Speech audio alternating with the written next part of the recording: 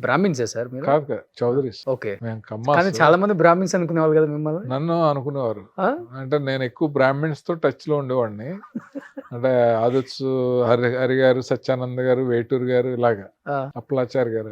ఆ, ఆ టైంలో నా పేరు కూడా కాశీ విశ్వనాథ్, కాశీ అనేవారు. ఆ. కొంచెం కలరు, ఉమ్, మాట్లాడే విధానం, మాది ఈస్ట్ గోదావరి అయినా సరే ఆ స్లాంగ్ ఉండదు నాకు. ఓకే. అందువల్ల చాలా మంది అలా అనుకునేవారు. ఉమ్, ఒక ఇన్సిడెంట్ చెప్తే చాలా ఫన్నీగా ఉంటది. చెప్పండి. ఒక అతను మ్యూజిక్ డైరెక్టర్ అవ్వాల్సినాడు. రోజు సిట్టింగ్ అయిపోయాక భోజనం చేశాక నా భుజం మీద అలా చేసుకుని నడుచుకుంటా, కాశీ ఈ కమ్మాళ్ళు మన బ్రాహ్మిన్స్ తొక్కేస్తున్నారు, నువ్వు డైరెక్టర్ అయ్యాక నాకు ఛాన్స్ ఇవ్వాలి అని డైరెక్ట్ గా నాతోటే అన్నాడు.